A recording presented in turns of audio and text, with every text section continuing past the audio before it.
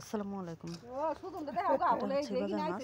আমাদের বাড়ির সবাই খায়। আমাদের বিশাল গাড়া আছে। বিশাল মূলত আপনারা অনেকেই চিনে থাকবেন। তো সেই বিশালের জালে ঢাকা ওঠানোর পর বাচ্চারা মাছটা নিয়ে অনেক খেলাও করছে।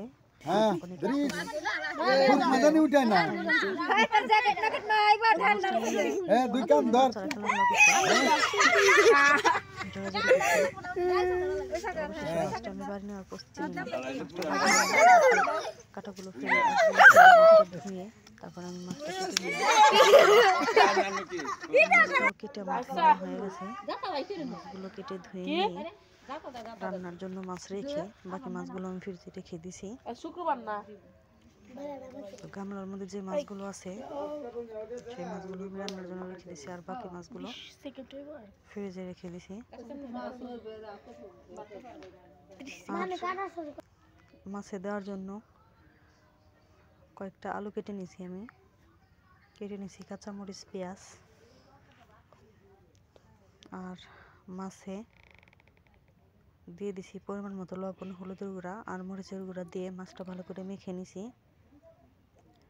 মেখে নিয়ে আমি কাঁচামরিচ, পেঁয়াজও কাটা হয়ে গেছে, আর সাথে কেটে নিছি সজের পাতা তরকারিতে দেওয়ার জন্য। মাছটা মেখে নিয়ে আমি কড়াইটা দিয়ে দিছি চুলায়, দিয়ে দিছি সরিষার তেল। সরিষার তেলটা দিয়ে আমি মাছগুলো ভালো করে ভেজে নেব। তো প্রথমে যে মাছগুলো আমি কড়াইতে দিয়ে ভেজে নিছি সেগুলো নামিয়ে বাকি মাছগুলো আমি কিন্তু ভেজে নিছি।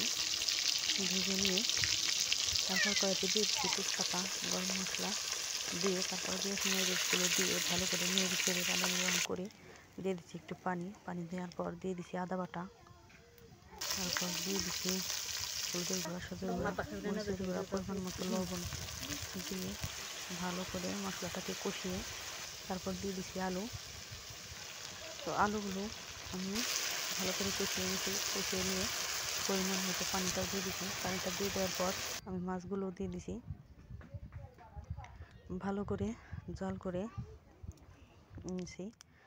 নেওয়ার পর আমি মাঝখানে সজের পাতাগুলো দিয়ে দিছি তরকারিটা আমার হওয়ার ভিতরে।